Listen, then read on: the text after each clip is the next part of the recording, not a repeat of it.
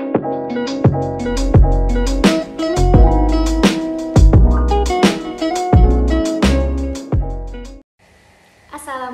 warahmatullahi wabarakatuh. Kembali lagi bersama saya Audiba Kamila. Pada video kali ini kita akan membedah puisi dengan unsur intrinsik teori struktural. Membedah puisi dengan unsur intrinsik teori struktural. Unsur intrinsik puisi. Yang pertama yaitu tema. Menurut Delayanji tahun 1976, secara garis besar, tema merupakan ide besar atau ide pokok yang dipersoalkan dalam karya seni.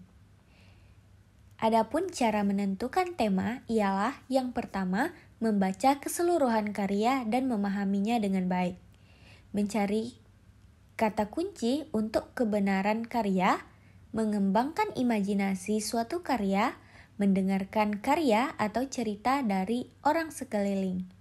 Yang kedua, yaitu amanat.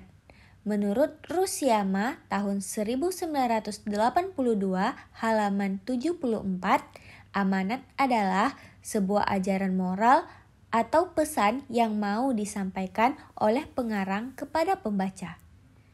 Jenis-jenis amanat. Yang pertama, yaitu amanat tersurat, yaitu pesan yang disampaikan secara langsung dan jelas oleh pengarang dalam suatu karya sastra. Yang kedua adalah amanat tersirat, yaitu pesan moral yang bisa diambil dalam cerita, baik secara keseluruhan maupun bagian tertentu saja.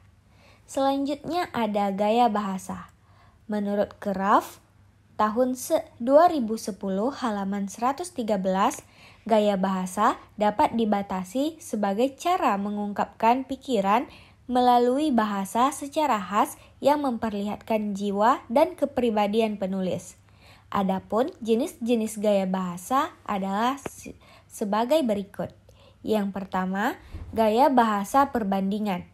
Majas perbandingan adalah majas yang diungkapkan dengan menyandingkan beberapa objek, bisa berupa penyamaan, kelebihan, atau penggantian. Selanjutnya adalah gaya bahasa pertentangan, yaitu majas yang menggunakan kata-kata kiasan di mana maksudnya berlawanan dengan arti sebenarnya. Macam gaya bahasa ini diantaranya paradoks, antitesis, kontradiksi, interminus, litotes. Nah, selanjutnya gaya bahasa sindiran. Majas yang menggunakan kata-kata kiasan bertujuan memberi sindiran bagi seseorang. Macam gaya bahasa ini yaitu sinisme, sarkasme, ironi, repetisi retorik, klimaks, antiklimaks, paralelisme, tautologi. Nah, selanjutnya gaya bahasa penegasan. Majas yang menyatakan untuk menyatakan sesuatu secara tegas guna meningkatkan pemahaman dan kesan kepada pembaca. Macam gaya bahasa ini yaitu antiklimaks, retorika, intervensi, aliterasi. Selanjutnya adalah analisis struktural puisi pada puisi penerimaan. Analisis struktural puisi adalah analisis puisi ke dalam unsur-unsurnya dan fungsinya, bahwa setiap unsur itu mempunyai makna hanya dalam kaitannya dengan unsur-unsur lainnya, bahkan juga berdasarkan tempatnya dalam struktur. Analisis struktural meliputi struktur fisik dan struktur batin puisi. Struktur fisik atau surface structure terdiri dari perwajahan puisi atau tipografi, diksi, imaji, kata konkret, gaya bahasa, rima, dan irama. Sedangkan struktur batin atau deep structure terdiri dari tema atau sense, rasa atau feeling, nada atau tone, dan amanat atau intention.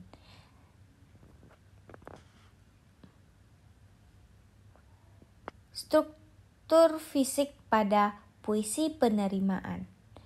Yang pertama adalah perwajahan puisi atau tipografi. Tipografi merupakan bentuk fisik atau penyusunan baris-baris dalam puisi.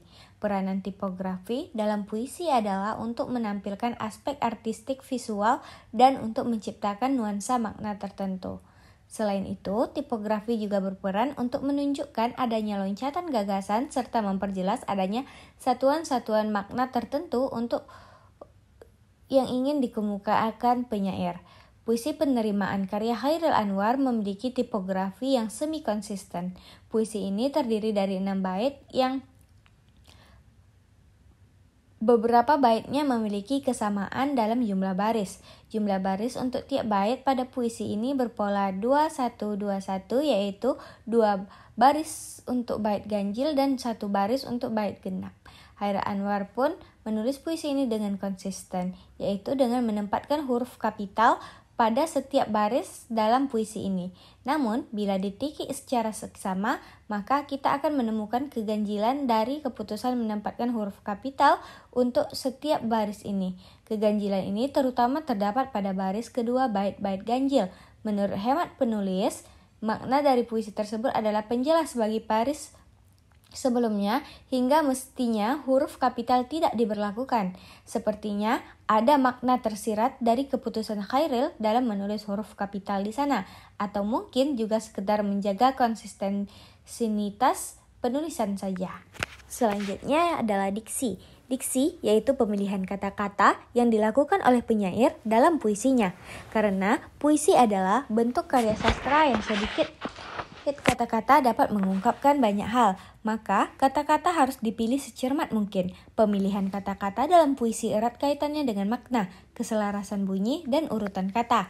Dalam puisi penerimaan ini, Chairil seperti biasa memilih kata-kata yang sederhana, namun indah dan syarat makna. Pemilihan kata yang Chairil lakukan membuat pembaca saja ini merasakan dengan jelas suasana hati Chairil dan membuat puisi ini lebih bernyawa. Selanjutnya adalah imaji. Imaji yaitu kata atau susunan kata yang dapat mengungkapkan pengalaman indrawi seperti penglihatan, pendengaran, dan perasaan. Imaji dapat dibagi menjadi 3, yaitu imaji suara atau auditif, imaji penglihatan atau visual, dan imaji raba atau sentuh atau imaji taktil. Imaji dapat mengakibatkan pembaca seakan-akan melihat, mendengar, dan merasakan seperti apa yang dialami penyair. Dalam puisi ini, Chairil Anwar tidak memunculkan teknik imaji yang dominan. Hanya saja dengan kelebihannya, Chairil Anwar masih saja mampu membuat pembaca merasakan apa yang ia rasakan. Satu baris yang mungkin masih bisa digolongkan pada pengimajian adalah bak kembang sari sudah terbagi. Baris ini mengajak kita membayangkan situasi kembang sari yang telah terbagi. Selanjutnya ada kata konkret, yaitu kata yang dapat ditangkap dengan indera yang memungkinkan munculnya imaji. Kata-kata ini berhubungan dengan kiasan atau lambang. Misal, kata konkret salju melambangkan kebekuan, cinta, kehampaan hidup, dan lain-lain. Sedangkan kata konkret rawa-rawa dapat melambangkan tempat kotor, tempat hidup, bumi, kehidupan, dan lain-lain. Dalam setiap penulisan puisinya, Chairil Anwar selalu memunculkan kata konkret sebagai ciri khasnya. Begitu pula halnya dengan puisi penerimaan ini. Kata konkret pada puisi ini terwujud dalam baris bak kembang sari sudah terbagi dan sedang dengan cermin aku enggan berbagi. Kembang selalu identik dengan seorang perempuan, namun bukan Chairil Anwar namanya bila ia tidak menjadikan karyanya berbeda. Maka ia pun menulis kembang sari. Entah apa maksud pemilihan sari, mungkin karena sari yang ada pada serbuk sari itu mudah sekali terbagi. Sedangkan cermin adalah sebuah alat pantul yang merefleksikan diri kita yang nyata.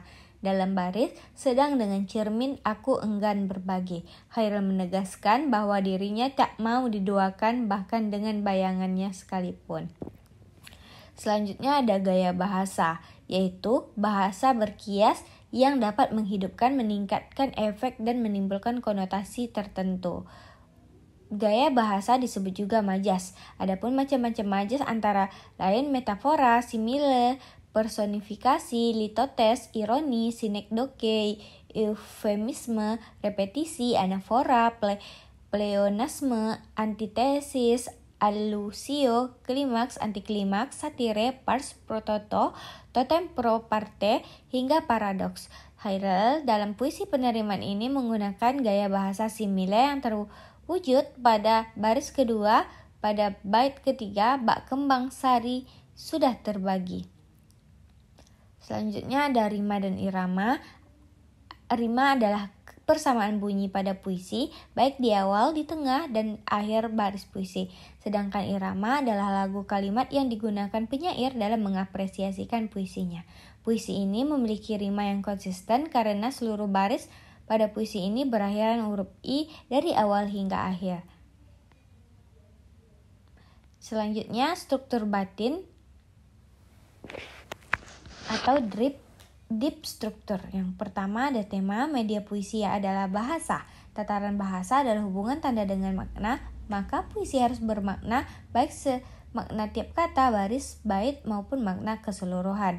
Dalam puisi Khairil ini mengangkat tema percintaan, yaitu tentang seseorang laki-laki yang masih memberi harapan pada perempuan yang dulu pernah memiliki hubungan khusus dengannya. Ini tergambar dari bait pertama dan kedua. Kalau kau mau ku terima kau kembali dengan sepenuh hati, aku masih tetap sendiri. Sang laki-laki menyadari bahwa perempuan yang masih ia beri kesempatan kembali itu sudah tak sendiri. Maka ia ingin perempuan itu memutuskan keputusan dengan tegas. Ini tergambar pada lanjutan syairnya sebagai berikut. Ku tahu kau bukan yang dulu lagi, bak kembang sari sudah terbagi. Jangan tunduk tentang aku dengan berani. Kalau kau mau ku terima kembali untukku sendiri, tapi sedang dengan cermin aku enggan berbagi. Selanjutnya adalah rasa atau feeling, yaitu sikap penyair terhadap pokok permasalahan yang terdapat dalam puisinya. Dalam hal ini, penyair merasakan semangat pengharapan dengan sedikit kecemasan bahwa sang mantan kekasih akan berpikir akan menimbang penawarannya dengan matang hingga ia akan kembali padanya. Selanjutnya adalah nada atau ton, yaitu sikap penyair terhadap pembacanya. Nada juga berhubungan dengan tema dan rasa. Penyair dapat menyampaikan tema dengan nada menggurui, mendikte, bekerja sama dengan pembaca untuk memecahkan masalah, menyerahkan masalah begitu saja kepada pembaca dengan nada sombong, menganggap bodoh dan rendah pembaca dan lain-lain. Pada puisi penerimaan ini, Khairil Anwar menuangkan perasaan harap-harap cemas dengan ketegasan. Pengharapan yang ia rasakan dikarenakan pada dasarnya ia masih mencintai perempuan yang dimaksud.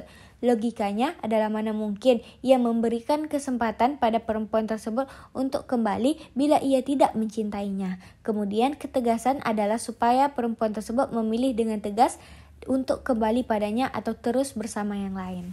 Selanjutnya adalah amanat atau intention. Pesan yang disampaikan oleh Khairil Anwar secara khusus ditentukan atau ditujukan kepada seorang perempuan, yaitu agar ia mempertimbangkan penawaran Khairil dan memutuskan dengan tegas keputusan yang akan ia ambil. Dan secara umum, Khairil ingin mengabarkan pada seluruh pembaca bahwa Khairil adalah sosok yang benci pada hal yang setengah-setengah. Khairil ingin mengabarkan pada setiap pembaca sajaknya bahwa dirinya adalah sosok yang tegas dan menyukai ketegasan. Nah, sekian. Terima kasih. Assalamualaikum warahmatullahi wabarakatuh.